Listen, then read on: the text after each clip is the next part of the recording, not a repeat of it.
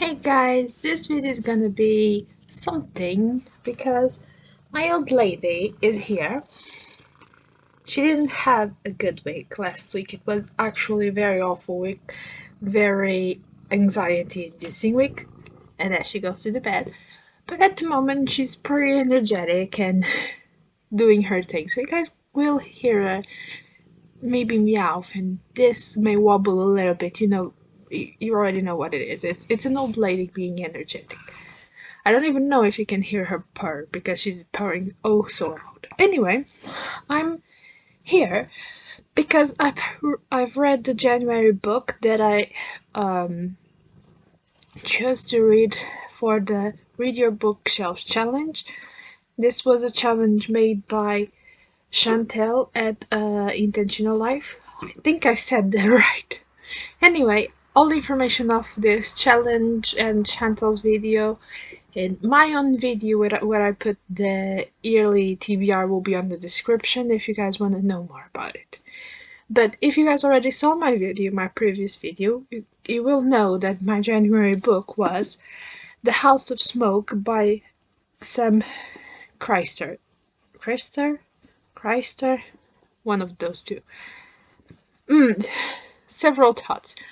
First, this was like a 4-star read for me. It was actually surprisingly interesting, but there's a big but here. A very big but to be taken in consideration. That it is the fact. What? Yes. My gloves are falling apart. I'm sorry. Anyway, you either can see this book in two ways. You either see this as like an alternative Sherlock Holmes universe where something a little in the middle change the history, especially when when it has to be with the Moriarty part of Sherlock Holmes, or you either forget that this is a Sherlock Holmes pastiche or prestige again. Forgot to saw how the hell do you say it? And here she is again. And you just take this as a story about an assassin in Victorian London. Now, what exactly is this about? Are you gonna let me do the video, or you just want to be loved? She's just looking at me expectingly. Are you expecting to be loved while I'm trying to talk to the people on the internet? Yes, she is. Anyway, let's see if I can do this. It's gonna wobble, and it did. This is the story of Cinnamon Lynch. Let's just call him Lynch. He is an assassin that lived in Victorian London. That basically started. There she goes again. His story goes from even when he was a little boy in a workhouse and how he got in touch with Moriarty's and what happened with the Moriarty. With Moriarty, words aren't happening today. How he got in touch with Moriarty and what happened that got him in jail. And this book is. She's just staring at me.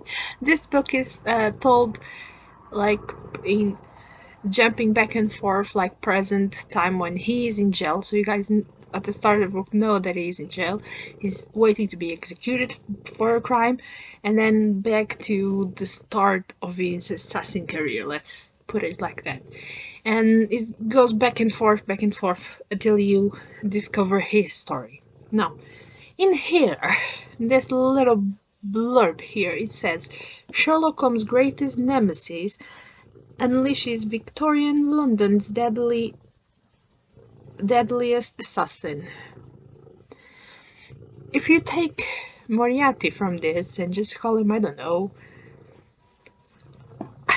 Herbert, and you take Sherlock Holmes out of here and just call him Stuart, let's say it like that, it would work just fine, to be honest. But you can see it like an alternative universe, like I said, because there's some things in the middle of this book that alter alter things that would happen on Sherlock Holmes universe, the canon one. And there she goes again. This is gonna be a shaky video, but it's gonna be like this. Um, but the thing is, I was kind of expecting not to like this. I know I bought this book and I liked it, and I really wanted to read it. And now she goes, oh my god, poor baby, just wait a little bit. And well, I bought this book and I really wanted to read it, and then I saw that it was told by the perspective of the assassin. So I was like, maybe this was not gonna be as good because I was expecting Sherlock Holmes. The problem is, this with the blurb that is in here and the description in the back, you will think that this has a lot of Sherlock Holmes in it. It doesn't. It really doesn't. This is a story about a boy that got into the criminal life in Victorian England, and the found family that he finds in the way during his journey into that criminal life. Let's put it like that. It's that, and it's quite entertaining, but it has almost no Sherlock Holmes in this. It's basically here just for the names. Again, everything is happening during this video. Itchy, the bubble, anyway. So yeah, that's basically the thing. The thing is, this is good. I saw lots of how to say, reviews for this book on Goodreads and such, and I think that the biggest problem for people was the fact that this was really not a Sherlock Holmes book, but it's still really good. So if you guys can bear the fact that this is more like, this is not really that much, there's not that much Sherlock Holmes, or at least this is like an alternative universe Sherlock Holmes, where you do not have the Sherlock Holmes that you are used to, the amount of Sherlock that you are used to. You are seeing this alternative universe by the eyes of the killer. I think it's only the two ways to see this book, but don't go into it expecting much Holmes, because it doesn't have. But it's still a big recommend. I was so engrossed on this story. I'm just gonna finish this because I cannot talk to you guys when I have their cat just begging to be cuddled. So this is gonna start like this. And if anyone has read this, let me know what you guys think, because I'm curious what other people think about this book. And I'm sorry by the mess of this video, but like I said, it was a really bad week for my old lady, and she might have been a little bit too spoiled during this week, because she had like several little scares and one big scare during that week, and she got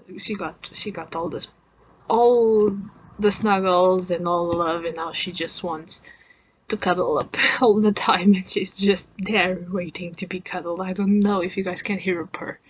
Anyways, bye guys.